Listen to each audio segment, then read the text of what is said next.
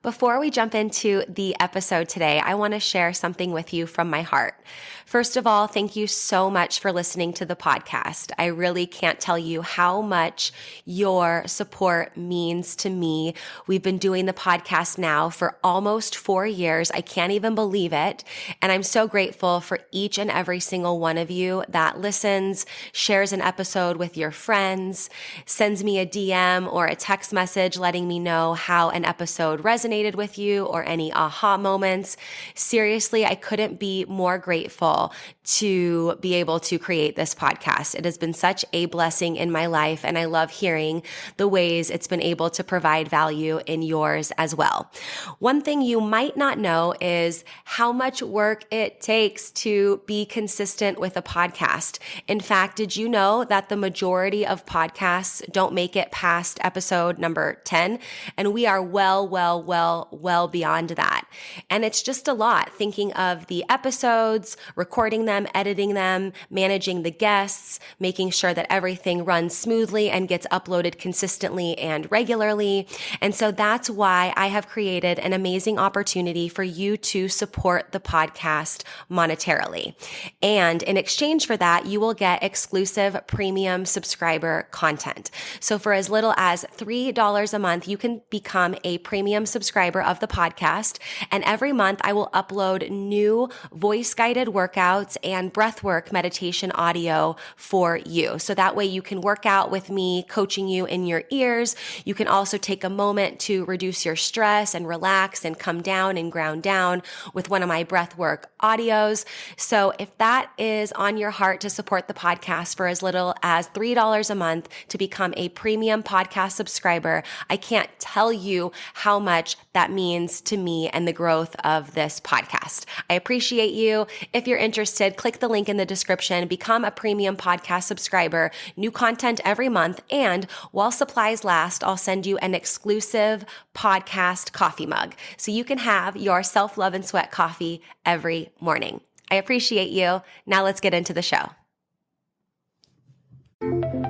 Welcome to Self-Love and Sweat, the podcast, the place where you'll get inspired to live your life unapologetically, embrace your perfect imperfections, break down barriers, and do what sets your soul on fire.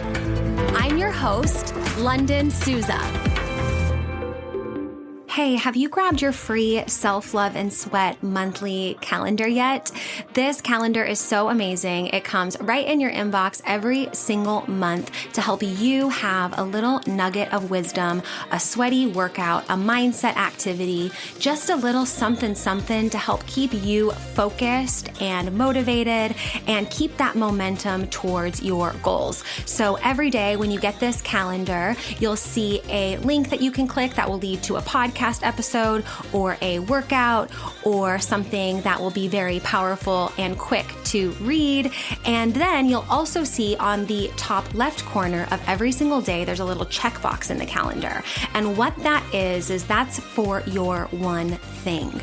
You can choose one thing every month, or it can be the same, something that you want to implement, and make this something that you can easily implement, like daily meditation or getting a certain amount of steps or water, for example, and staying hydrated, and even taking your supplements. This can be something if you want to get more regular doing a particular habit and routine, you can choose what that checkbox means. So if you want your Self-Love and Sweat free monthly calendar delivered right to your inbox every month on the first of the month, go to lifelikelunden.com/calendar, fill out the form really quickly, and you will have your calendar in your inbox within a few short minutes. That's lifelikelunden, lifelikelunden.com/calendar. Go get yours for free and enjoy this episode. Hey, everybody. Happy today. Welcome back to Self Love and Sweat, the podcast, and Self Love and Sweat Radio on the Expansion channel on Dash Radio. I'm really excited to talk about decluttering and simplicity and all the things with Courtney Florey.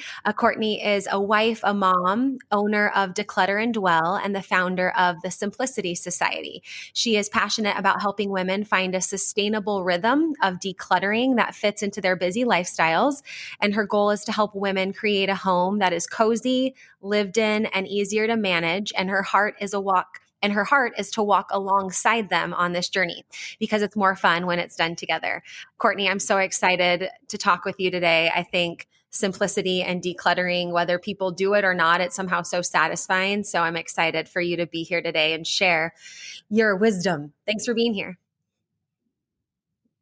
I want to start with the how. I think and maybe a lot of people listening too, my vision of decluttering is Marie Kondo, where she goes in and thinks and has a moment and a conversation and a healing session with everything she puts into the garbage. How do you start? How do we start decluttering? What is the issue that's holding us back, and why are we holding on to so much stuff? Wow. Loaded question there. And there's a lot that goes into it. I think we often think that, we have to just grab everything and put it in a bag and bring it to the donation center. And, that's a lot of the time I think what we think about. And so it feels really overwhelming because we're like, I don't know where to start. I don't know what to get rid of. And so what I've learned over the years is that it really does take some of that inner work, some reflection, some processing to understand what you really want in your life and in your home, and to kind of look at, the things that are in your home, and to see if they're reflecting the values that you have, the goals and just what you want for your life. So if you feel like you're overwhelmed, you're spending too much time cleaning up, and you just want more time, then I would say, look at a space that feels easy to start with. So maybe that's not the garage. It's probably not your closet, right? But maybe it's as simple as your medicine cabinet in your bathroom, or maybe it's your fridge, something that you feel like you can tackle in a short amount of time where you can do it and be done with it, right? Versus your garage where you can be in there for hours, but spend, 20 minutes decluttering your fridge. And something that I see happen all the time is people, they feel that spark, they feel that momentum start to build because they saw, okay, wait, I can do this. I can make progress. And then from there, it really does become a snowball effect, like probably a lot of other things in our life. When we start small, we can build upon them and build the habit. But I always say start somewhere that feels doable. Either set a time limit or pick a finite, small, not a whole room, but a small finite space that you can complete and pat yourself on the back. You did it. Awesome. And then next time, and it doesn't have to be the next day. It doesn't have to be this rigid thing, but then the next time you're ready to declutter, pick it back up and do that again. Oh, I love that. Starting with the junk drawer or the medicine cabinet or the fridge or just the kitchen cabinets. It's kind of like not doing the marathon all at once. It's like starting with a walk and then maybe 1 mile jog, 5K, and building up kind of that decluttering endurance, if you will. Where did your journey start with this? Or did you used to be a hoarder? Have you always been super simple? How did you decide that this was an area you could serve people in? Yeah, so I have always been a pretty simple gal. It started, my husband and I just had recently gotten married.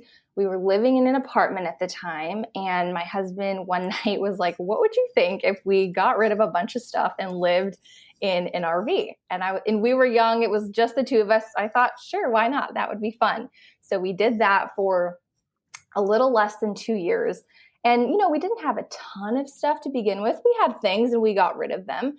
But, living in an RV, there's only so much you can have in there. And so we lived this very simple, pretty minimal lifestyle with really only what we needed. And it was fun. I mean, it was quite an adventure, but I think it really taught the both of us, you really don't need as much as you think you do. I think we can often justify or just feel like, oh, well, what if I need this someday, or it's a useful item, so I feel like I should keep it, and then we don't use it. Things sit around, and sometimes I know for people it is comforting to know, like, well, I have it if I need it, but a lot of the time we don't actually use it. And so we learned a lot about just our priorities in life, and that, it really wasn't about the stuff that we had. And during that time, I was also working as a nanny. And so I was in several different homes. I had nannied for over 5 years. And so I had seen homes of busy families who did have, multiple kids. And I just would, part of the job, of course, is taking care of the kids, but also managing the house. And so I would look around and I'm like, things could be so much simpler if you just had fewer things and less stuff. And so I kind of combined those two experiences, because I do primarily work with moms. And at the time, I wasn't a mom yet. And so it was really cool to have this like bird's eye view into those family lifestyles, while also living very simply.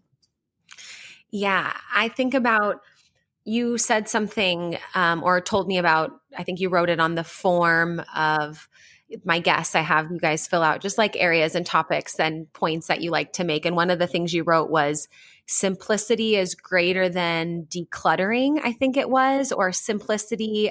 Yeah, over organizing, just simplicity over organizing. And this made me think of, so like on social media, I remember one time seeing this thing where like they pulled open a sock drawer that had a bajillion pairs of socks.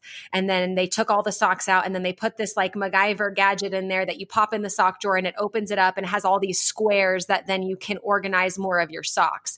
And I remember thinking like, oh, why don't you just have like 5 pairs of socks instead of 500, So I know that there's like closet organizers and people that will come in and make space for the things that you have. But and I want to ask you what that means, but in my mind read, it's like, it's one thing to have enough place and organization for all the stuff versus like just having less stuff. Because it's cool that that's in a Tupperware in your garage or whatever that looks like in the container. But if you never use it, never see it, and it's just there, is that actually decluttering, or is it just like putting something somewhere convenient? You know what I mean? Yeah, totally. Yeah, I would not say it's decluttering because, and I can define the two. Decluttering is the act of removing what is no longer serving you from your home.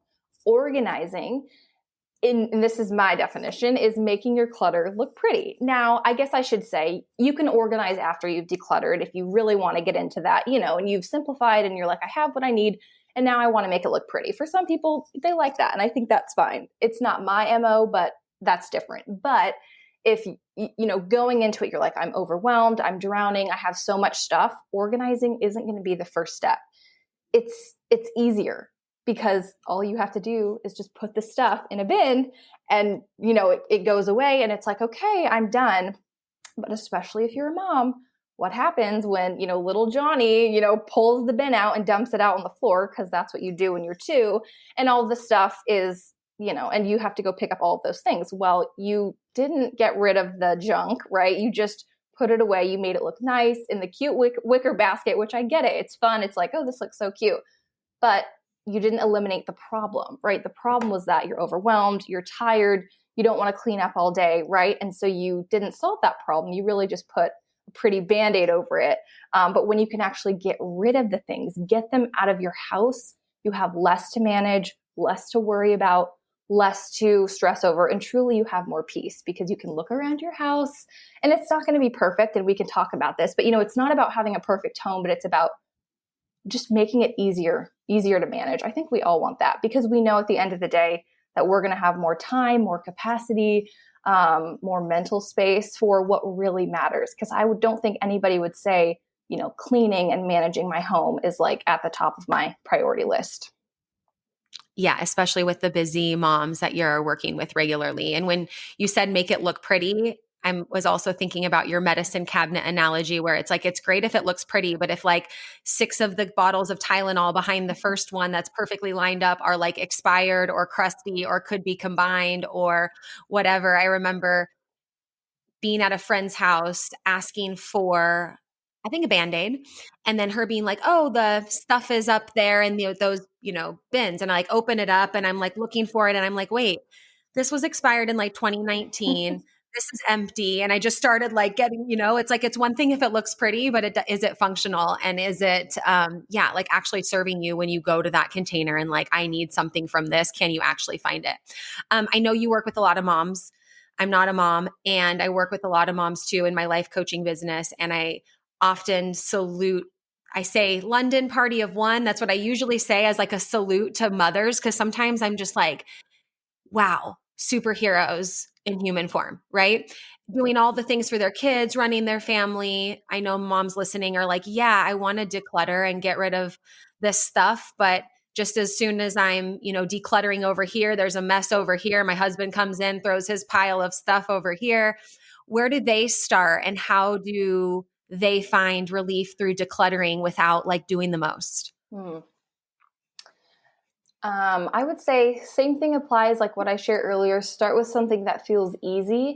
And also depending on the age of your kids, because I know it can be hard, especially when they're little. My son's 11 months, so he's in the stage of pulling everything out, But I will say, and I hope this encourages you, I have still been able to, declutter a drawer. It's not a whole room. Remember, it might even be 5 minutes, especially if you have young kids who are, just going to probably make a mess.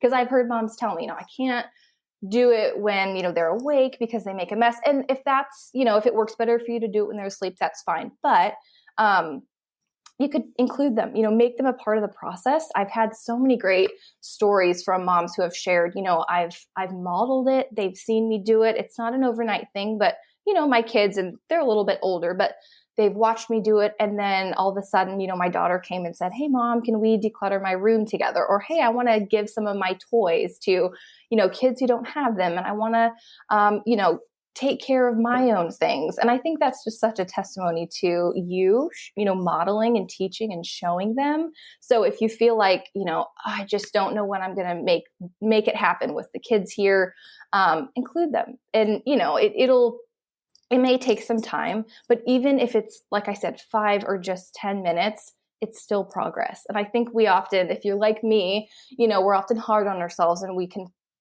tell ourselves like, 10 minutes, we're not going to get anything done, right? We need to have an hour. We need to have a whole day to do it. But you really can make progress in those just small chunks of time if you are mindful about, prioritizing them and making the time. And I think just knowing that it will be worth it. Yeah, I relate to what you said about thinking something's going to take longer than it actually does. When it comes to cleaning and tidying up or organizing, I also have a pile of, you can't see it, but now you can, of all my clean laundry that I put on this table to then do in between calls. And while I know this will take me probably like a minute and a half to fold and put away, like it'll be super simple. There was still a part of me that was like, I can't do that right now. I need to prepare for this or whatever. But then I also know there's times where I'm like, okay, I'm going to set a timer for 20 minutes and I'm just going to do whatever I can. And in my mind, I'm like, that's probably like unloading the dishwasher and I don't know, tidying up my bathroom. But in the end, 20 minutes is actually a lot longer when it's focused on that. Of course, if you're on your phone or like sidetracked, that's different. But I've always amazed myself with what I can do in like 20 minutes. And I think looking back on that and doing that regularly, I remind myself like, Lunden, it's not going to take an hour. It's not going to take 2 hours. You can deep clean your whole 1-bedroom apartment in about an hour and a half. So to deal with like this corner, 20 minutes tops probably. And practicing that, like putting the reps in of like setting a timer and then like seeing what you can get done for me has been motivating because I'm like, oh, I thought I was only going to make a dent in the kitchen, but really I did the kitchen. I like took out the trashes.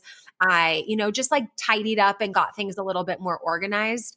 So that really resonates with me because sometimes we feel like something's going to take hours, but actually we spend hours freaking out about it or hours thinking about how we don't want to do it.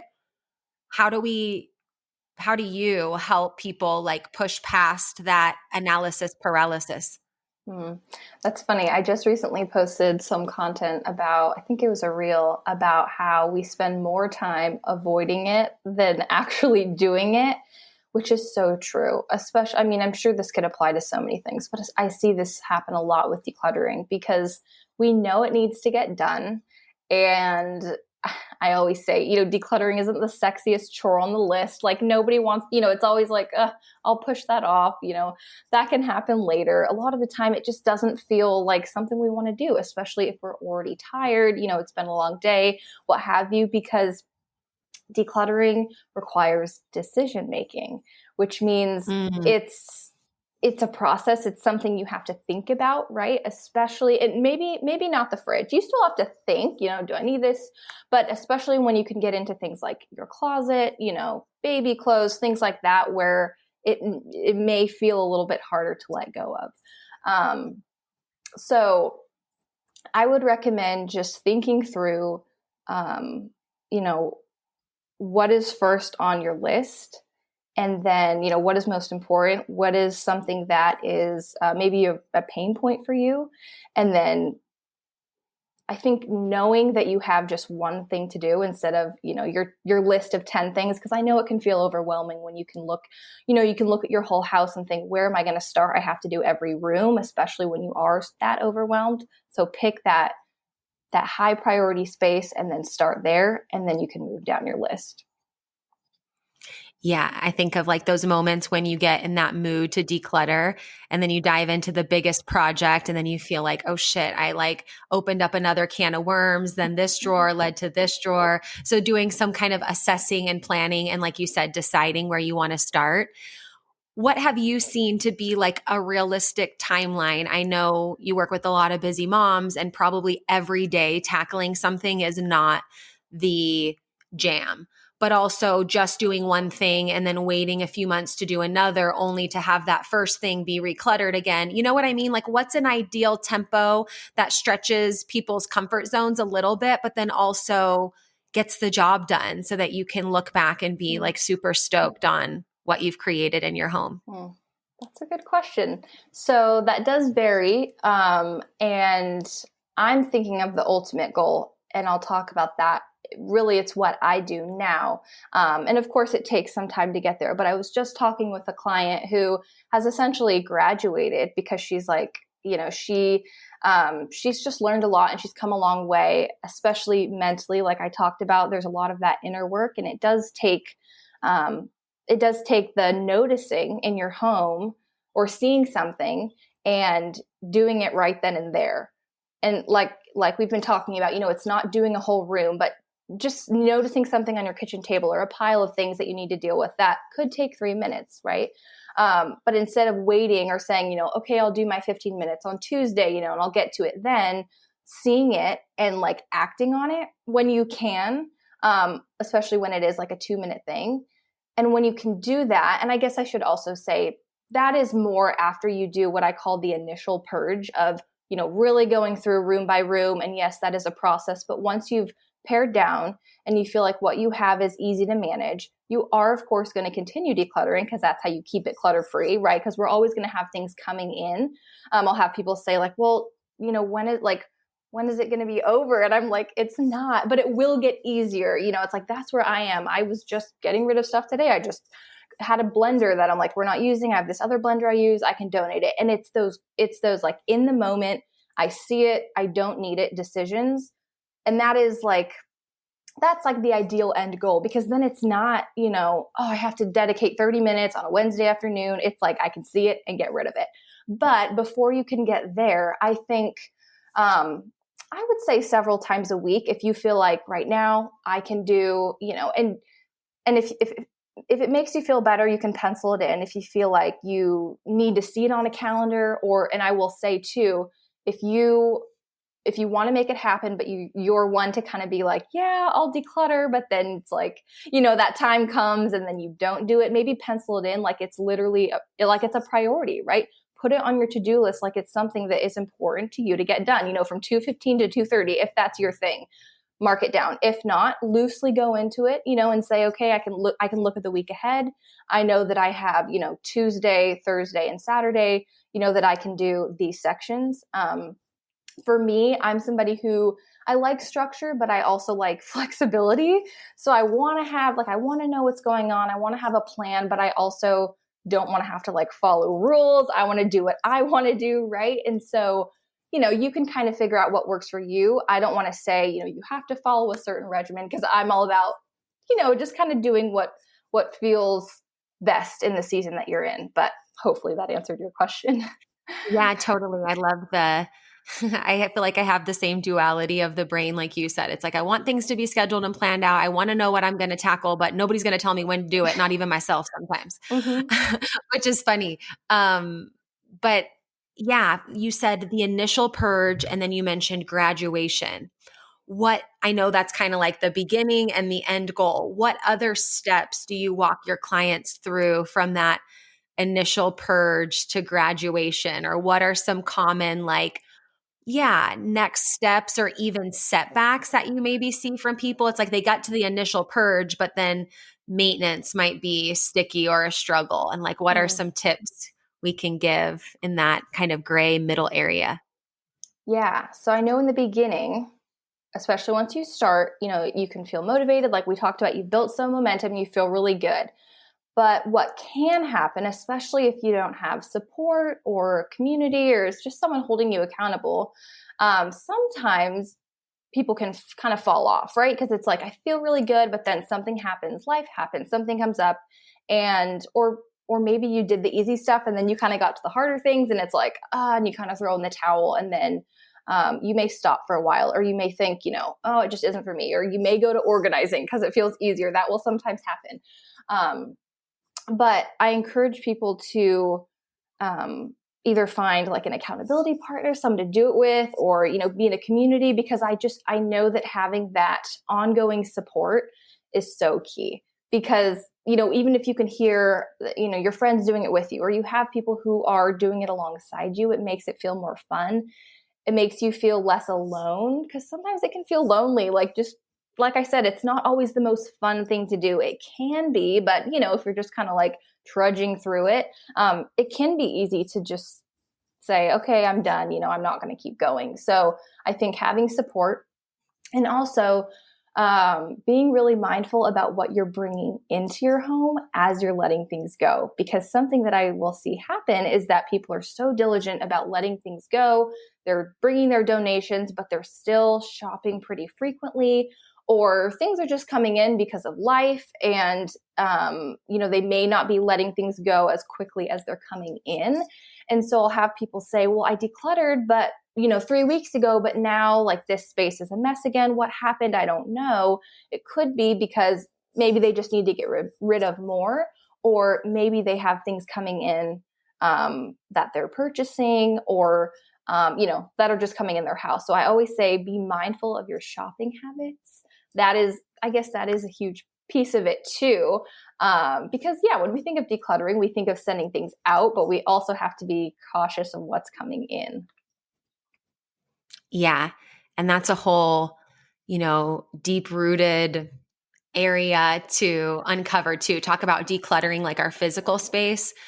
The work I do and what I love is helping people declutter and organize their internal space and their nervous system responses and their triggers and root causes to different things. But is it okay to have a junk drawer or a closet that you throw things in? Is the ultimate goal to really know what you have and know where everything is? Or could you get to a 90% where we live is good, but we have this one drawer and this one closet where things go until we figure out what to do with things? Yeah, totally. And my whole approach is, realistic, tangible decluttering. It's not about perfection. It's not about having a, perfect home. It's not even really about being a minimalist. And, you can define that in different ways, but it's not about, having your, 3 pairs of socks and 2 jeans and 5 tops that you rotate through. Some people may want to do that, but what I'm talking about here is really getting down to what you need, not just what you need, but what you feel like is serving you in this season. So it will look different for everybody. So I'd say most people probably do have a junk drawer or a closet or, something where things do go to die and eventually you get to them, but you feel like, you can function in your home.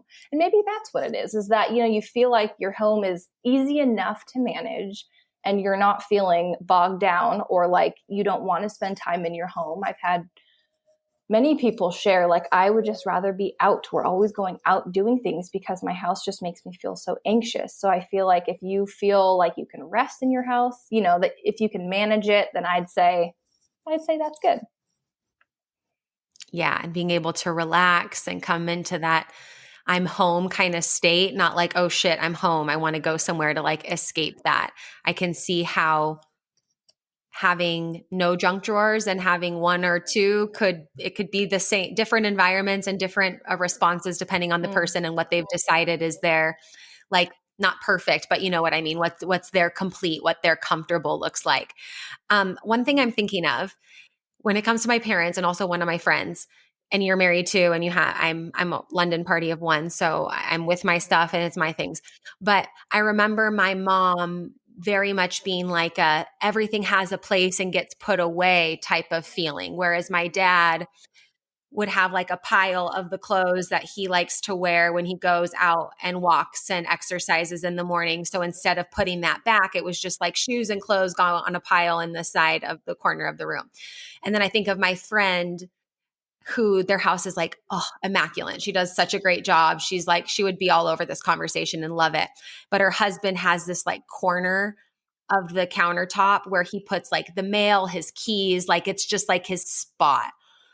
How do couples manage that where you're like want to keep things tidy, but then you're bugged by the piles and she'll say things like, oh, I hate that corner of the countertop. It's my least favorite place in the house. Cause it's just like but for him, it feels like that's my stuff. So as I navigate, I can open up whatever. So like in relationship dynamics, if a mom, let's say, gets super excited about decluttering and organizing, how much is getting the husband on board to it? And then like, how much do you kind of just have to let it go a little bit if that's what helps the person feel at home in their space? Hey, really quick, I want to interrupt the podcast for just a minute to tell you about one of my favorite supplements for hair, skin, nails, digestive, and gut health. And that is Snap Supplements Super Greens with collagen. Now, if you're following me on social media, you've probably seen me post about this a bunch because honestly, this product tastes amazing and it's jam-packed with nutrients, like I said, to support healthy hair, skin, and nails. It helps support detoxification, a healthy immune system, and there's even probiotics in there for a healthy gut. It's non-GMO, no sugar added, soy-free, grass-fed collagen, and every scoop is going to give you 7 grams of protein. And this is why I love it, because it's not like a protein shake. It's just a scoop of powder. It tastes amazing. I put it in water, or if I want more hydration, I'll put it in coconut water and mix it up.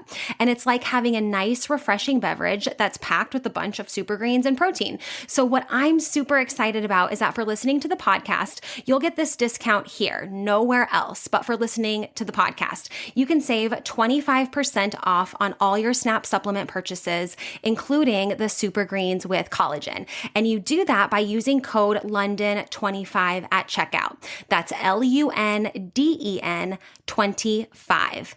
LUNDEN 25 to get 25% off at checkout.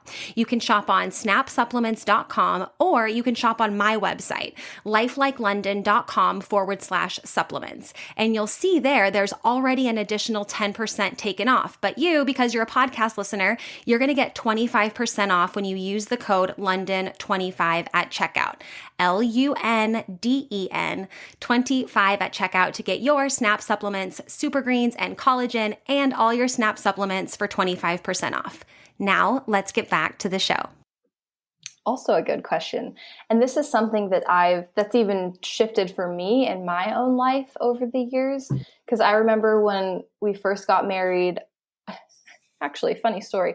When we were dating, my boyfriend, at the time, my husband, but he moved into a new place and I was helping him like put his clothes away, unpack and this and that. And he had a bunch of clothes that were his work clothes that at the time I was like, oh, these are like ratty, they're trash. I can help him out. So I literally threw them away. And I wasn't a decluttering coach at the time either, which is funny. But I threw him away and he came home and he's like, where are like 60% of my clothes? And I'm like, oh, they're in the trash. And he was like, okay.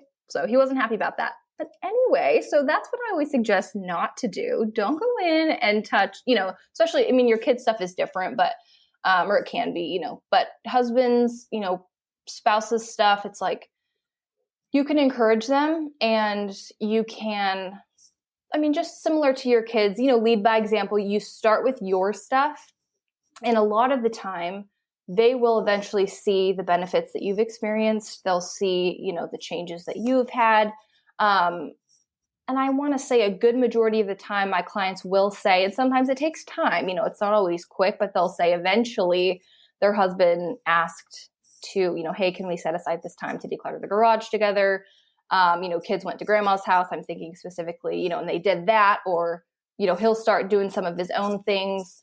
And sometimes it is even like a rewiring of the brain or an unlearning depending on how they were raised. Cause sometimes, if we have different childhoods, or, I know sometimes like if people grew up with either not a lot of things, they want to hold on to things now because they want to have enough. They want to feel like they have what they need. Or if they grew up with a lot of things, sometimes they have a lot of things as an adult because they weren't taught how to declutter. And I always say too, decluttering it's not innate. It's actually a learned skill. And I think that takes some of the pressure off of women, especially women, because sometimes we feel like we should know these things, we should know how to keep a tidy home. And there can be this shame or this guilt around it. I've had quite a few people share that, but sometimes it is something you have to learn as an adult. So anyway, all of that being said, I would say start with your things, not theirs. And, depending on, I'd say if you can like manage your home and live in it comfortably, but there's the keys or the pile of clothes, because my husband does that too. He has his work clothes that it's like, they're not dirty, but they're not clean. And so they're like in the pile, and it's like sometimes it drives me nuts, but I've learned to just let it go. Yeah. Pick and choose your battles, let it go. I like what you said about like unlearning your ways as being the right ways, and being able to learn more about the way your spouse was raised and the way it maybe impacted how they are now, whether it's not having a lot, so wanting a lot now, or just like things were in piles when they grew up, so things in piles now just make sense.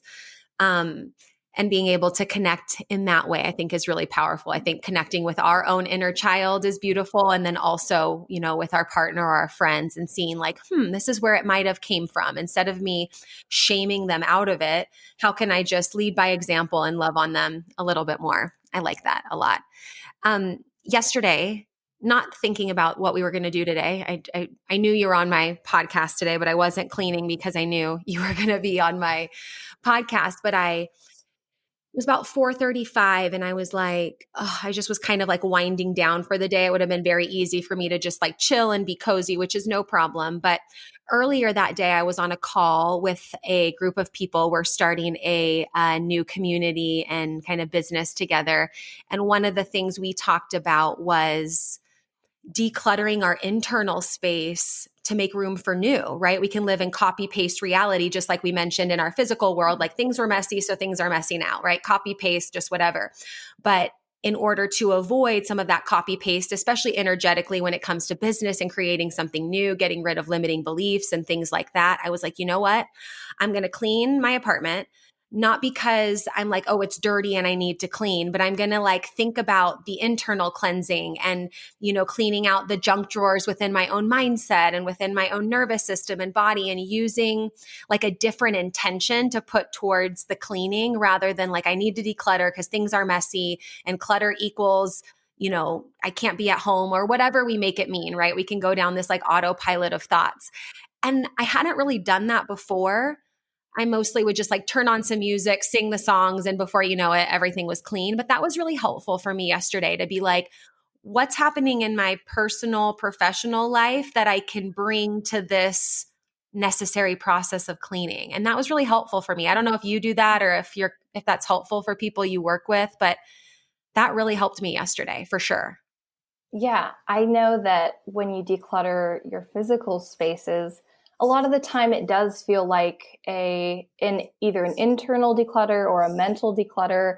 I know, especially when we talk about like the mental load of moms or even of busy women, it checks off that to-do list, which it's like, okay, the physical list, that physical task was checked off, but like you said, it's also that mental task, of knowing you need to do it, or of kind of like stripping away that excess. Yeah. I was like, I think I'm going to do that again. Like just bring an intention to my cleaning session, whatever it might be, that was really helpful. And I was like into it. And then I was listening to Taylor Swift, which I usually do when I clean, but somehow the song Enchanted was like speaking to me in new ways. And I was like, oh, it was great to not force myself to clean, but to bring like a different intention to that space. Do you work with people remotely or do you just work with people in person on this decluttering process? Just because I know people listening are probably like, wait, how do I get her help? Yes, I do work with them remotely. So it's all online, primarily through my online community. Okay, I love that. And we'll have you talk more about that too. I want to talk about one other thing that you do, which is actually how Courtney and I met. So I run a beauty counter business, which I love all of the clean beauty and skincare products that I use. And Courtney is really good at making the business of Beauty Counter simple, just in the way she does in people's homes. She also has done that through creating emails and email templates and guidelines that make the implementation process even easier. And so that just reminds me of like, okay, just like someone might ask for your help in decluttering their home and be provided like systems and processes for that are helpful and not doing it alone, being in community, being with others. That was something I reached out to you. I'm like, oh my gosh, it took me 90 minutes to implement the structure and setup that you created for my emails to go out with, specific intentions, timelines, all the things that it reminded me and people, hopefully people listening too, is like, making things simple doesn't mean it's an island to your own. It's not just you doing it for yourself. You mentioned inviting friends over or asking people to help, whatever. And that might be sticky and weird when it comes to cleaning. But I feel like we need help in everything that we do. We're not meant to do things alone. Being in that community is helpful. And that really reminded me of like, oh, that saved me hours, if not days, probably weeks of what you did and generated and created. And then I can go in, tweak it, make it my own, schedule it the way that I do. How did that start? I know that you do declutter and dwell and help people in their physical spaces. But did you decide, oh, hey, I have a talent to make things simpler in people's business, specifically in beauty counter business? Because I just feel like, oh, I don't know how I ever did it without you. And I'm excited to continue to collaborate in ways to make my business simpler as well. Yes. So I have a story, and you actually know her. Her name's Shay. But I was helping her with with just her emails. I was, running Declutter Dwell at the time, and just wanted another source of income. And so I started doing, well, it's funny because I marketed it as VA work, but it really just ended up being emails. And so I started just helping Shay simplify her emails. And then she actually had the idea, like, what if you create this template that can be duplicatable? So, I can use it, my team can use it, friends can use it, whoever, because, she was already, she was a consultant. I wasn't. I knew about clean beauty kind of in general. But she knew the community within Beauty Counter. And so she was like, what if you created this template that could really serve people? And so I thought, okay. And so from there, it started about a year ago, and it just kind of blossomed from there. And it wasn't until recently with it, I don't know, maybe a month or two ago that I realized, oh, wait, I actually help people simplify their business. Like I wasn't thinking of it in that lens. But when I stepped back, I realized, oh, I really do, I really can help people simplify their homes and also their businesses. So I thought that was cool.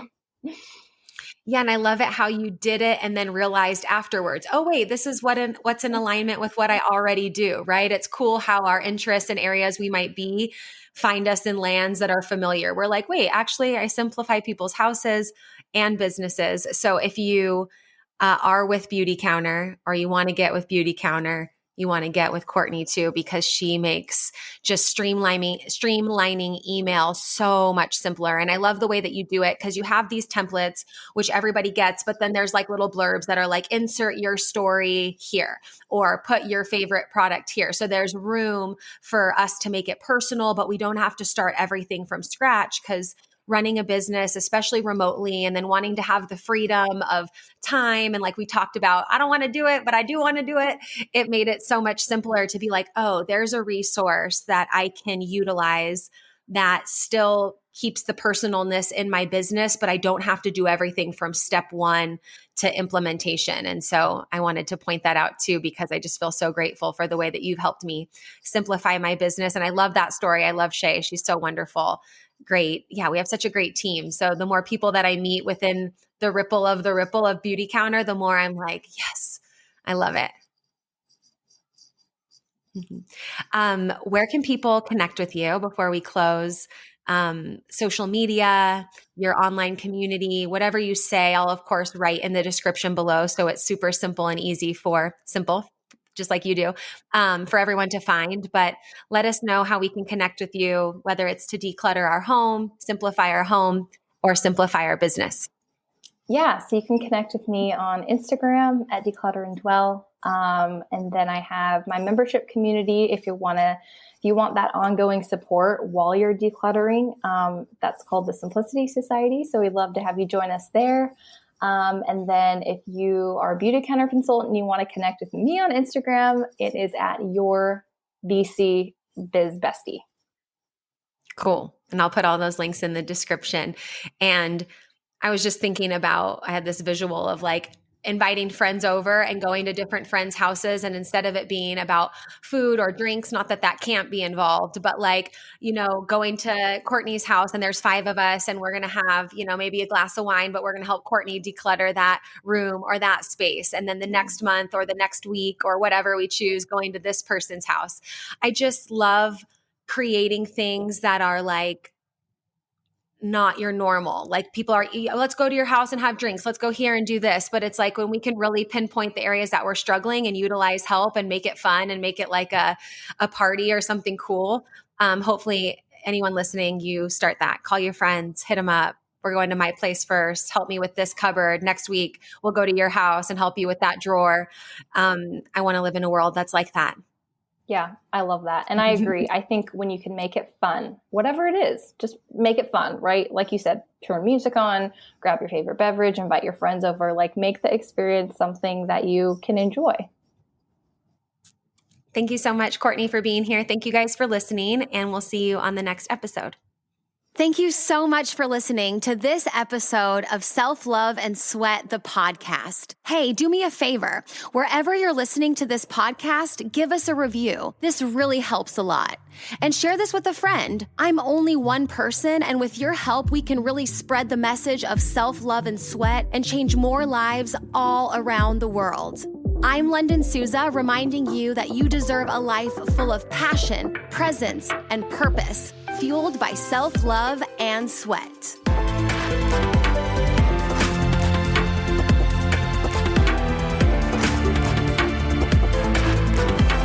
This podcast is a Hit Spot Austria production.